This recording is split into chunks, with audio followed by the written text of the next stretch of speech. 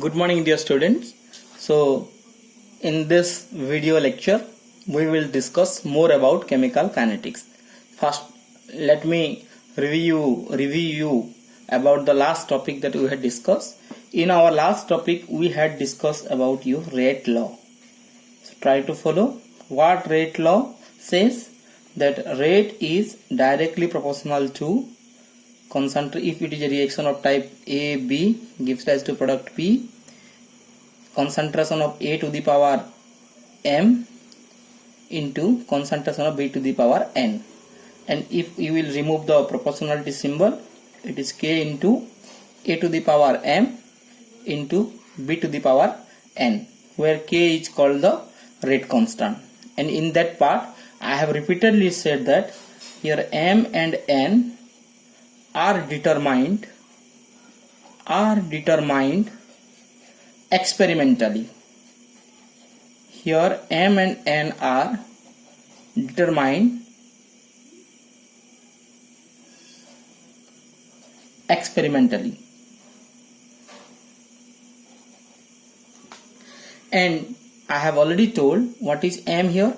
M is the order with respect to A. With respect to A you can write, and n is the order of reaction with respect to B, and overall order is m plus n. Okay, and to make your concept more strong, in this video lecture we will directly discuss some problems, and through problems you will understand this concept. Okay, from problem you will understand the concept. And one more concept we have discussed: if it is an elementary reaction, then in that elementary reaction means what? One step reaction. If the reaction is completed in one step, means suppose it is giving like this, then in this case the rate will be proportional to A to the power A. If it is B, then it is A to the power A into B to the power B. Means if in the question it is mentioning that it is a elementary reaction, in that time the A or concentration of A will raise to a power equal to the stoichiometric coefficient. Similarly, concentration of B will raise to a power equal to the stoichiometric coefficient. But if it is a complex reaction, यदि और ये और अगर ये complex reaction है, तो मान लो कि मैंने बोला कि A giving rise to B or 2B giving rise to product, it is a complex reaction. So for a complex reaction there will be number of steps. Let's say step 1. In step 1 it is giving A gives rise to C. In the step 2 it is giving C plus 2B gives rise to product D suppose, and step 3 it is giving D is giving rise to product P. और यहाँ पे reaction 3 step में convert हो रहा है. इसमें से बोला गया कि ये वाला एक स्लो स्टेप है, तो जो स्लो स्टेप होगा उस स्टेप से ही रेट लॉ डिटरमाइन किया जाएगा. तो यहाँ पर जो रेट होगा, that rate will be determined from the slow step and rate will be proportional to the concentration of A. यहाँ पर एक ही मॉलिक्यूल है तो 1. तो यहाँ पे जो स्लो स्टेप होगा, इस स्लो स्टेप से ही रेट लिखा जाएगा, और स्लो स्टेप में जितना स्टोइचोमेट्रिक कोएफिशिएंट होगा और जो रिएक्टेंट स्पेसिस होंगे सिर्फ वही इन्वॉल्व होंगे. तो रिएक्शन में बी था लेकिन बी रेट लॉ में नहीं है, क्योंकि बी स्लो स्टेप में नहीं आ रहा है. तो इसीलिए इस रिएक्शन का रेट जो होगा first order with respect to A, और बी इन्वॉल्व नहीं है, इसीलिए the reaction is zero order with respect to B. I hope this concept we had discussed in your last class. So on this concept we will discuss some problem. Okay, and also try to remember, and lastly we have discussed what the rate of reaction is equal to rate of formation of or rate of deformation of reactant, and rate of formation of product also you can write, that we had discussed. So let's discuss all these concepts through problem. First problem: in a general reaction, is it visible? I think it will be visible to all of you. Let me check.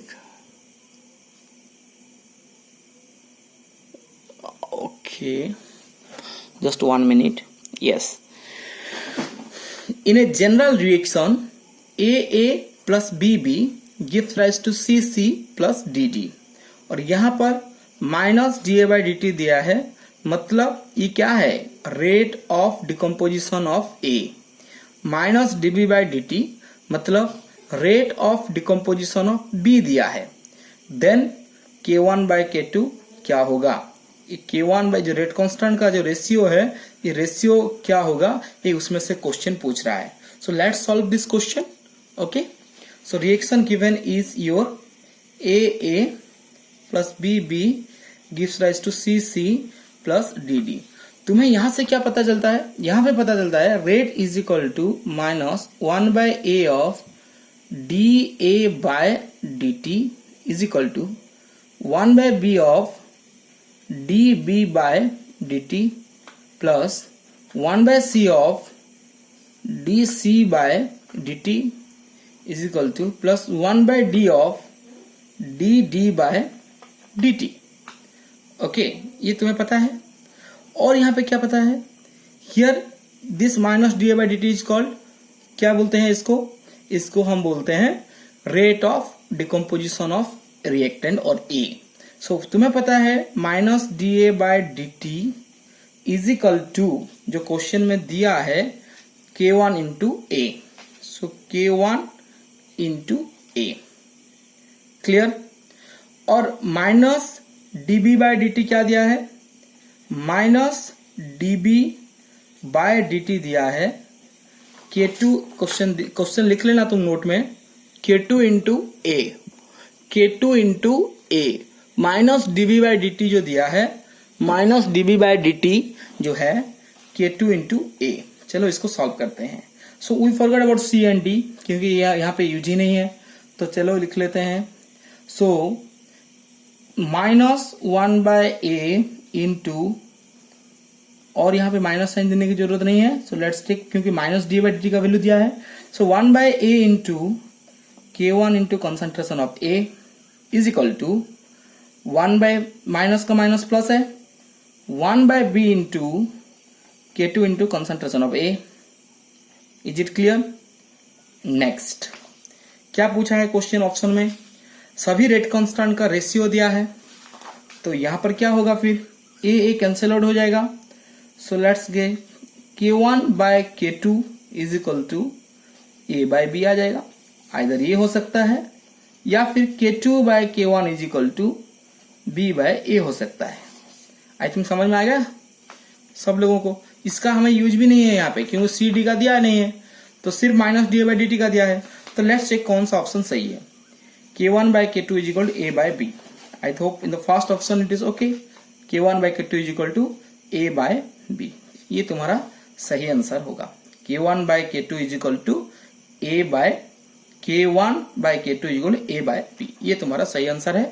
देख लेते हैं कोई दूसरा by K2 by K1 नहीं है, गलत है. K1 K2 same नहीं है. Okay, I think you all are very clear, this is correct. Next ये वाला क्वेश्चन देखो. एक्चुअली तुम्हारे बेनिफिट के लिए मैं क्या बता रहा हूं, पहले क्वेश्चन में पढ़ रहा हूं, क्वेश्चन पढ़ने के बाद तुम खुद एक बार ट्राई करना, फिर मेरे सॉल्यूशन में आना. Okay, A gives rise to product P, it is an elementary reaction. So question में से पता चल रहा है कि ये रिएक्शन एक ही स्टेप में होता है. And delta H0 for this reaction is minus 200 kilojoule पर मोल. यहां पर डेल्टा H वैल्यू जो है वो माइनस 200 किलोजूल पर मोल है. ये जो कॉन्सेप्ट आया है डेल्टा H का, ये तुम्हारा थर्मोडायनेमिक्स से आया है, जो कि फर्स्ट ईयर में पढ़ाया गया होगा. Then which of the following graph is correct, इस कंडीशन के लिए कौन सा ग्राफ करेक्ट है.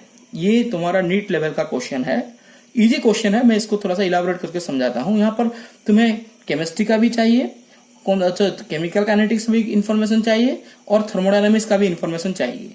जब तुम्हारा डेल्टा H वैल्यू नेगेटिव देता है, इसका मतलब क्या है, डेल्टा H वैल्यू जब भी नेगेटिव देता है, इसका मतलब है ये एक एक्सोथर्मिक रिएक्शन होता है.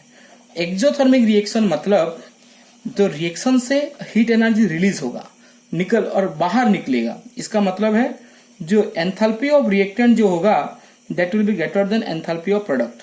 एंथैल्पी को तुम एनर्जी भी कह सकते हो. Energy of reactant will be greater than energy of product. so that the energy will be released. And अगर डेल्टा एच पॉजिटिव है इसका मतलब क्या है, ये एक एंडोथर्मिक रिएक्शन होता है। डेल्टा एच पॉजिटिव का मतलब है ये एक एंडोथर्मिक रिएक्शन, और एंडोथर्मिक रिएक्शन का मतलब क्या है, एंथैल्पी ऑफ हीट वहां से एब्जॉर्ब होगा, हीट एब्जॉर्ब होगा, इसका मतलब enthalpy of reactant is less than enthalpy of product. और इसको अगर हम बोलेंगे ई of reactant is less than E of product. समझ लेना, ये वाला कॉन्सेप्ट जो है ये तुम्हारा थर्मोडायनामिक्स में आता है, अगर किसी सेक्शन में नहीं पढ़ाया गया होगा तो एक और बात मैं समझा देता हूं। तो एक्सोथर्मिक जो होता है मतलब ये एनर्जी है, यहाँ पर रिएक्शन कोऑर्डिनेट और रिएक्शन प्रोग्रेस में ले सकता हूं। तो अगर ये एक एक्सोथर्मिक है मतलब रिएक्टेंट का एनर्जी प्रोडक्ट से ज्यादा होगा, एच आर ऊपर रहेगा और आर रिएक्टेंट ऊपर रहेगा, प्रोडक्ट नीचे रहेगा, और रिएक्शन जो है वो ऐसे आएगा। क्योंकि प्रोडक्ट क्यों नीचे रहा, क्योंकि प्रोडक्ट का एनर्जी रिएक्टेंट की एनर्जी से कम है।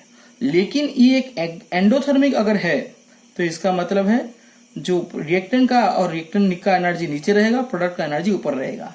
समझ में आया, ये वाला रिएक्टेंट होगा और ये वाला प्रोडक्ट होगा। Is it clear to all? So अगर ये एंडोथर्मिक है तो प्रोडक्ट का एनर्जी ऊपर रहेगा, और अगर ये एक्सोथर्मिक है तो प्रोडक्ट का एनर्जी नीचे रहेगा, क्योंकि यहां से एनर्जी रिलीज होने वाला है और यहां से एनर्जी और यहां पर एनर्जी एब्जॉर्ब होगा। ये वाला कॉन्सेप्ट समझ में आएगा। फिर क्वेश्चन में आते हैं। एलिमेंट्री रिएक्शन मतलब रिएक्शन में सिर्फ एक ही स्टेप होगा। तो ऑप्शन में चले जाते हैं। देखो ऑप्शन ए में प्रोडक्ट का एनर्जी नीचे है और डेल्टा एच वैल्यू नेगेटिव दिया है। नेगेटिव मतलब एक्सोथर्मिक है तो प्रोडक्ट का एनर्जी नीचे होना चाहिए। तो प्रोडक्ट का एनर्जी नीचे कहां कहां पर है, यहां पर एक है, यहां पर ऊपर है, यहां पर भी ऊपर है, यहां पर सेम लेवल पे है। तो तुम्हारा जो एक ही लाइन से ही आंसर तुम्हें मिल जाएगा, सिर्फ ये वाला मैच करता है, सो यही तुम्हारा आंसर होगा। लेकिन दूसरा लाइन भी क्या दिया है, एलिमेंट्री रिएक्शन दिया है। अगर कोई एलिमेंट्री रिएक्शन अगर बोलता है मतलब एक ही स्टेप में होता है, और ध्यान रखना यहाँ पे जितना हम्स तुम्हें मिलेगा, यहाँ पे कितना हम्स है, दो हम्स है और 3 हम्स है, मतलब रिएक्शन 3 स्टेप में हो रहा है। यहाँ पे एक ही हम्स है मतलब रिएक्शन एक ही स्टेप पे हो रहा है। तो रिएक्शन इसमें भी एक ही स्टेप पे हो रहा है, इसमें भी एक ही स्टेप पे हो रहा है, और इसमें भी हो रहा है, लेकिन इसमें 3 स्टेप पे हो रहा है। क्यों? 3 होम्स है। जितना होम्स ज्यादा आएगा, होम्स मतलब ऊंचाई चोटी के बारे में बोल रहा हूं, जितना ज्यादा होम्स आएगा उतना ज्यादा स्टेप है। तो एलिमेंट्री रिएक्शन मतलब 1 स्टेप, और एक्सोथर्मिक मतलब प्रोडक्ट का एनर्जी नीचे। तो रिएक्टेंट का एनर्जी ऊपर है, प्रोडक्ट का एनर्जी नीचे है, और तुम्हारा जो एक स्टेप में हो रहा है। तो इस डाटा क्लियरिफाई है। So this is your answer. समझ में आया सब लोगों को? तो question 1 is complete, question 2 is complete. Let's go to question 3। Question 3 में क्या है, for a general nth order reaction the unit of rate constant will be dash. और मेरे ख्याल से लास्ट क्लास में मैंने पढ़ाया था, concentration to the power 1 - n time to the time inverse. ये डायरेक्ट क्वेश्चन है। कौन सा ऑप्शन है of concentration to the power 1 - n time inverse, मतलब option C. Clear? 4 number question, the above graph represent that the reaction is, क्या है, मैं जो लास्ट क्लास जो समझाया था मैंने उस हिसाब से रिएक्शन कहां पर आएगा। रिएक्टेंट का एनर्जी ऊपर है, प्रोडक्ट का एनर्जी नीचे है, मतलब ये कौन सा टाइप का रिएक्शन है, ये वाला एक एक्सोथर्मिक रिएक्शन है। तो पहला वाला ऑप्शन तो कौन सा टाइप का एक ग्राफ है, तो एंडोथर्मिक तो नहीं है, ऑप्शन गलत। ये कॉम्प्लेक्स रिएक्शन है या नहीं, कॉम्प्लेक्स रिएक्शन है कि नहीं कैसे पता चलेगा ग्राफ से। अगर एक से ज्यादा होम्स है तो मतलब रिएक्शन एक से ज्यादा स्टेप पे हो रहा है, और अगर एक से ज्यादा स्टेप पे हो रहा है मतलब वो एक कॉम्प्लेक्स रिएक्शन है। तो ये वाला एक स्टेप है, ये वाला एक स्टेप 1 स्टेप 2, तो ये रिएक्शन 2 स्टेप में हो रहा है, तो इसीलिए कॉम्प्लेक्स रिएक्शन है। और रिएक्टेंट का एनर्जी प्रोडक्ट का एनर्जी से ज्यादा है, मतलब एनर्जी रिलीज हुआ है, तो एनर्जी रिलीज मतलब एक्सोथर्मिक। सो ऑप्शन बी भी करेक्ट है, ऑप्शन सी भी करेक्ट है। चलो ऑप्शन डी में क्या आता है, both B and C. So which one be your option? Answer D. समझ में आया सब लोगों को? क्लियर? ओके, चलो नेक्स्ट नंबर पे। A hypothetical reaction A2 to B2 gives rise to 2AB. Follow the mechanism as given. ये एक हाइपोथेटिकल रिएक्शन दिया है और इसका मैकेनिज्म दिया है। मैकेनिज्म दिया है मतलब ये कॉम्प्लेक्स रिएक्शन हो गया है। मैकेनिज्म में क्या क्या दिया है, A2 gives rise to A plus B2 gives rise to AB plus B, A plus B gives rise to AB। ये फास्ट है, ये स्लो है, ये फास्ट है। और इसमें से पूछा है the order of overall reaction. तुम्हें मैंने बताया था ऑर्डर लिखने के लिए तुम्हें रिएक्शन का रेट ला लिखना होगा। रेट लॉ तुम कहां से लिख पाओगे? रेट लॉ तुम लिख पाओगे स्लो रिएक्शन जो होगा और स्लो स्टेप जो होगा वहां से ही हम रेट लॉ लिख सकते हैं। तो यहां पर स्लो स्टेप क्या है? जो सेकंड स्टेप जो है स्लो स्टेप है। तो इस स्लो स्टेप में तुम्हारा स्लो स्टेप क्या है? a plus B two gives rise to A B plus B. तो स्लो स्टेप से ही हम रेट लॉ लिखेंगे। तो उस हिसाब से क्वेश्चन 6 का क्या होगा रेट लॉ? क्वेश्चन 6 का रेट लॉ तुम्हारा स्लो स्टेप क्या है?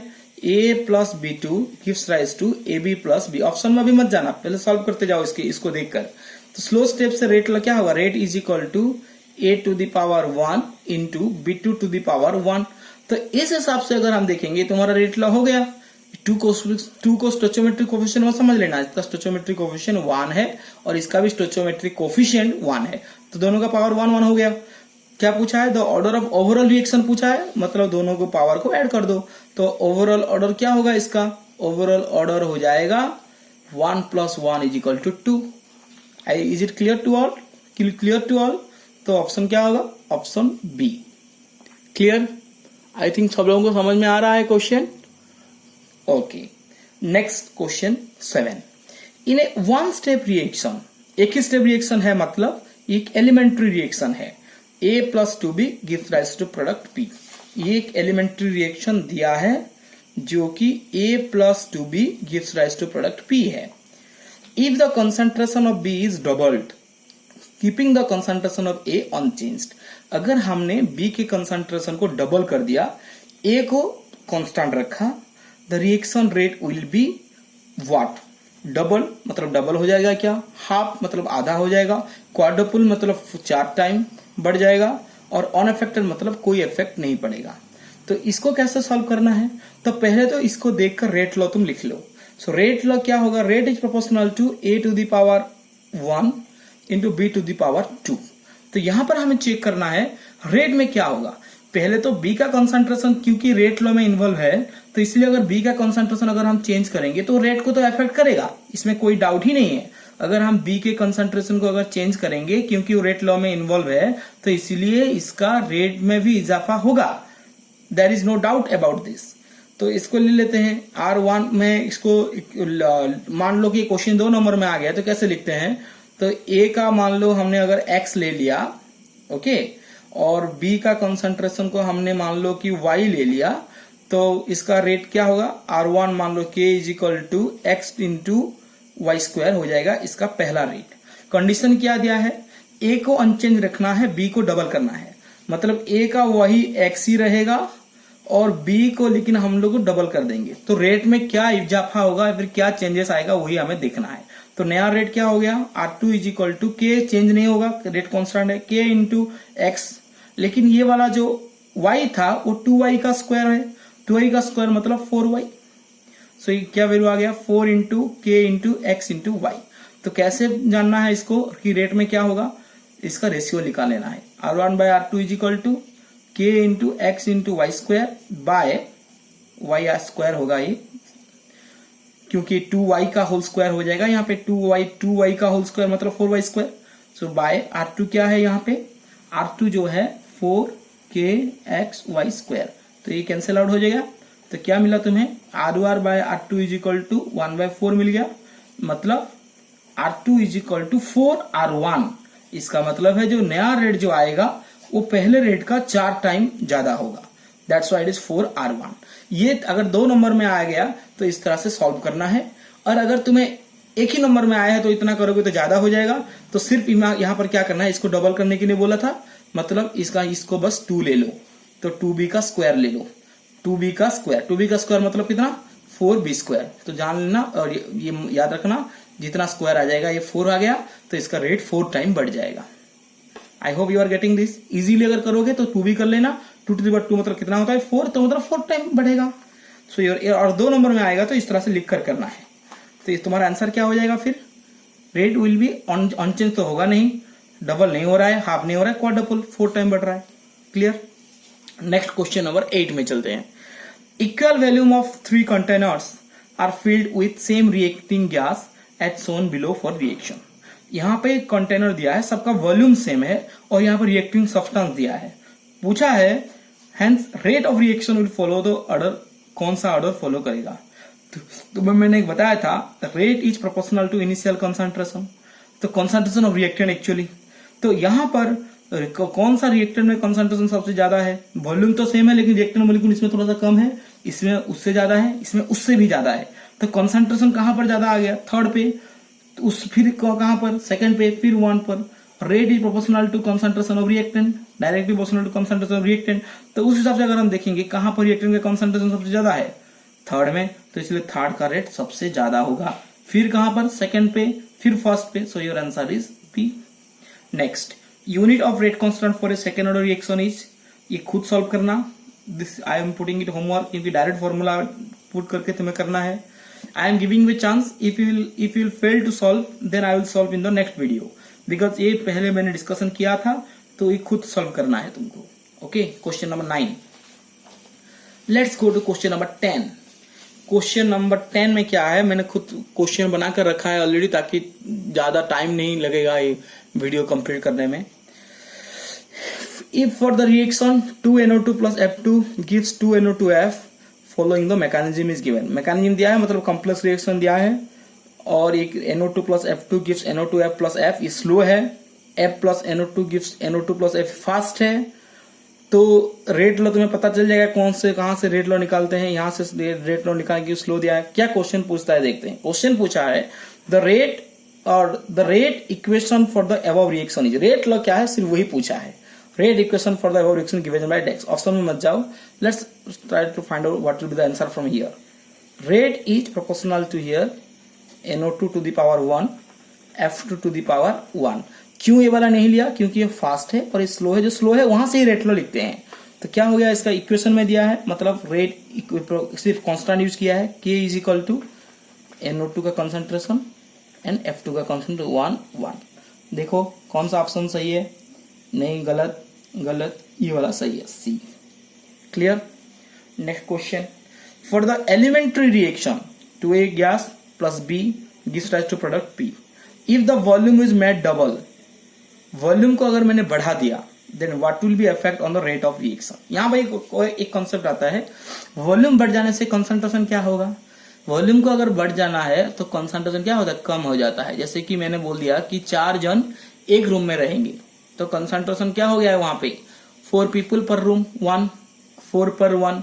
अगर मैंने बोला वही 4 जन 2 रूम में रहेंगे, तो कंसंट्रेशन क्या हो जाएगा? 4/2, मतलब 2 पीपल। तो कंसंट्रेशन कम हो रहा है या नहीं? तो अगर वॉल्यूम बढ़ेगा तो कंसंट्रेशन कम हो जाएगा। तो यहां पर कंसंट्रेशन क्या हो रहा है? वॉल्यूम इज मेड डबल, मतलब कंसंट्रेशन कम हो गया। कि डबल क्या है? मतलब कंसंट्रेशन आधा हो जाएगा। और ये एक एलिमेंट्री रिएक्शन दिया है, इसका मतलब है इसका रेट लॉ क्या होगा? इसका रेट लॉ होगा, यहाँ पर सिर्फ इस कॉन्सेप्ट का ही ज्यादा इंपॉर्टेंस था कि वॉल्यूम डबल होने से कंसंट्रेशन क्या होता है। 2A plus B giving rise to product P। So what I am saying here, volume is doubled। Volume को हम लोग डबल कर रहे हैं, मतलब कंसंट्रेशन becomes 1/2 of original, क्योंकि डबल हुआ है 1/2 of original। ओके, और ये एक ओरिजिनल एक एलिमेंट्री रिएक्शन क्वेश्चन में दिया है, मतलब रेट क्या है? Rate is equal to rate is equal to K into A to the power 2 into B to the power 1। इसको आधा किया है, मतलब half to the power 2। Easy way में मैं बता रहा हूं। इसको भी हाफ किया है और आधा, मतलब सिर्फ तो ए आधा नहीं होगा। अगर हमने पूरा वॉल्यूम को अगर आधा कर दिया, मतलब ए का भी कंसंट्रेशन कम हो जाएगा और बी का भी कंसंट्रेशन कम हो जाएगा। तो इसका भी क्या हो जाएगा? Half to the power 1। ये इजीली निकालते हैं। तो तुम्हारा ये तो के रहेगा ही रहेगा। ये मैंने R1 ले लिया, इसको R2 ले लेते हैं। क्लियर। और ये तो सेम रहेगा ही रहेगा, मतलब A² तो रहेगा, B to the power 1 भी तो रहेगा। ये कितना हो रहा है? 1/4, मतलब 1/8 हो रहा है। तो जो नया रेट है वो K into 1/8 into A² into और इंटू P। तो यहाँ पे क्या होगा? जो ये ऊपर का क्या आ जाएगा? K into A² into B, मतलब R1। सो जो R2 है वो R1 का 8 टाइम हो जाएगा। तो ऑप्शन चलो दिखते हैं। If the volume is made double, then what will be the effect on the rate of reaction? Doubles हो जाएगा, आधा हो जाएगा, 8 टाइम्स हो जाएगा, 1/8 टाइम्स होगा। तो क्या होगा नया रेट? नया रेट जो होगा that will be 1/8 of R1। समझ में आया? 1/8 of R1। क्लियर? सो नया इफेक्ट टू द रेट मतलब रेट 1/8 टाइम हो जाएगा. I hope you are getting it. Next, if for the reaction AA plus BB giving rise to product P, on doubling the A, the rate doubles keeping B constant, whereas when B is quadruple, the rate doubles keeping A constant, then overall order of reaction क्या होगा? चलो इसको एक काम करते हैं, हम लोग A B को नहीं लेते, इसके X Y को ले लेते हैं. तो इसका मैं रेट लिख लेता हूं. रेट को हम क्या करेंगे, A to the power X ले लेते हैं और B to the power Y ले लेते हैं. इसमें क्वेश्चन क्या दिया है, on doubling the concentration of A, मैंने ए को डबल किया मतलब 2A कर दिया मैंने, बी को varies when B double keeping B constant, तो बी कांस्टेंट ही था, ए को मैंने डबल कर दिया, varies when B is double keeping B constant, varies when B is quadruple the rate doubles.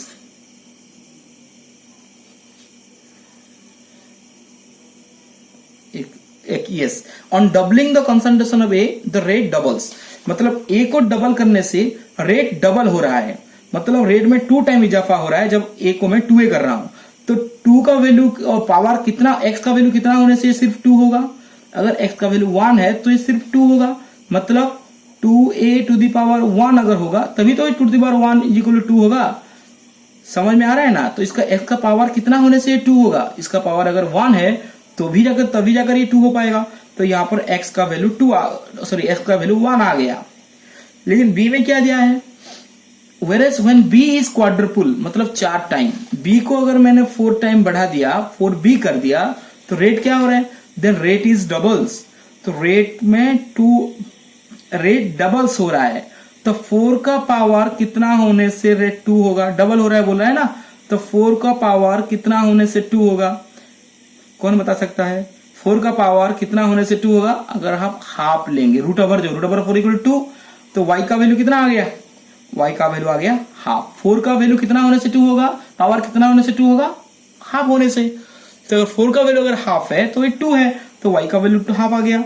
तो रेट क्या हो गया तुम्हारा, rate low a to the power 1 into b to the power half. तो फिर ऑर्डर क्या हो गया, ऑर्डर हो गया 1 plus half is equal to 2 plus 1 is equal to 3/2. Okay, क्या है तो बोले देख लो, order first 3/2 half 3, answer is 3/2. Okay, for the reaction NO2 plus CO gives rise to CO2 plus NO. The mechanism proposed etch, एक इसका mechanism दिया है NO2 plus, I hope it will be sorry, हाँ yes ले लेते हैं, NO2 plus NO2 सही होगा, NO2 plus NO2 पर 2 NO2 भी लिख सकता था, NO plus NO3, NO3 plus CO, CO2 plus NO2. Fast है ये, स्लो है. Then the order of reaction with respect to CO and NO2 is respectively 0. तो स्लो स्टेप जो है सिर्फ वही रेट लॉ है, तो स्लो स्टेप में कौन सा है, सिर्फ NO2 ही इन्वॉल्व है, तो इसका रेट लॉ क्या हो जाएगा, rate will be proportional to NO2. 2 NO2 है तो NO2 की बार 2 होगा.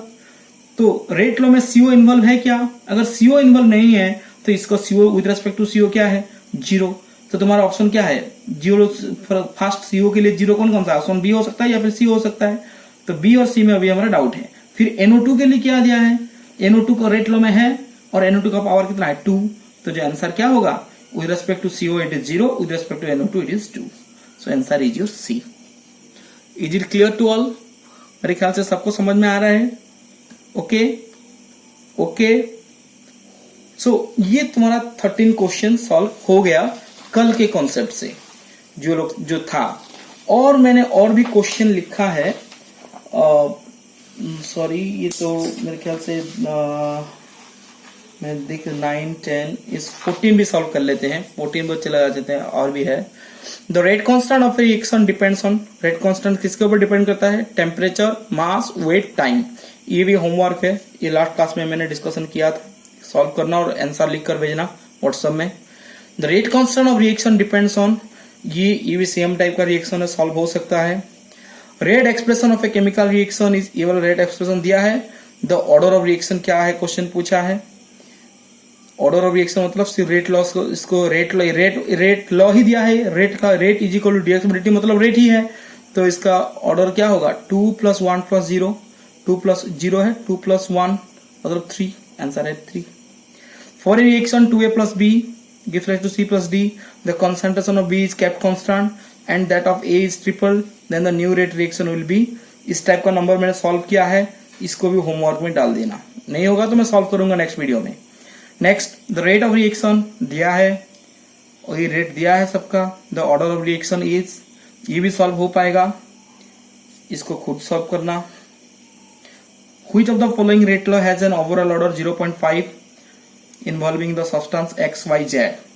ये डिफरेंट तुम्हें दिया है, एक्स वाई जेड को लेकर ओवरऑल ऑर्डर 0.5 होगा. कौन सा होगा तुम खुद निकालो. आई think you could solve this. Okay, और कल ही सॉल्व करना और इसको उस क्लास के टाइम पे ही और या फिर खत्म होने के बाद उसका आंसर तुम ग्रुप में, इंडिविजुअल ग्रुप में शेयर करना. ओके, ग्रुप में ही शेयर करना, इंडिविजुअली मत भेजना, पर्सनल नंबर पे मत भेजना, ग्रुप में ही इसका आंसर शेयर करना.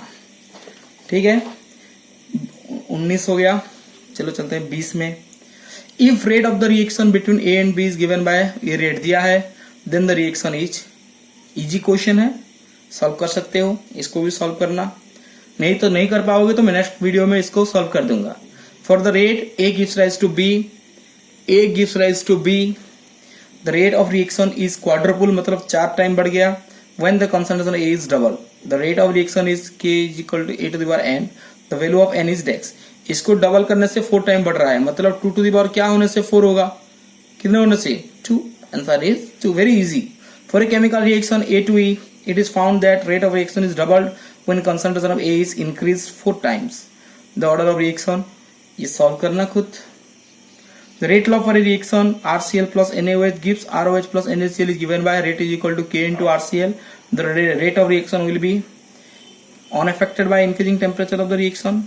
Double on doubling the concentration of NaOH, half on reducing the concentration of NaOH to 1/2, half on reducing the concentration of RCl to 1/2. तो क्या होगा, खुद तुम सॉल्व करना. Clear? I will not solve this, you will solve this question. Okay, homework. तो आज 23 number discussion हो गया. जो जो मैंने होमवर्क दिया है इसको सॉल्व करना, कल ही इसको भेजना, और अगर नहीं हो पाएगा तो मैं नेक्स्ट वीडियो में इन सभी क्वेश्चन का आंसर डिस्कस कर लूंगा. ठीक है? Is it clear to all? Question को स्क्रीनशॉट में ले लो और स्क्रीनशॉट करके क्वेश्चन लिख लेना, नहीं तो मैं ग्रुप में भी भेज दूंगा. लेकिन सारे क्वेश्चन को कल ही सॉल्व करना. नेक्स्ट वीडियो में अगर तुम लोगों को सॉल्व नहीं हो पाएगा तो मैं इसका आंसर भी डिस्कस कर लूंगा. ठीक है? Thank you dear student. Okay, if you are और you like the video, then like it and subscribe the channel. Okay, thank you.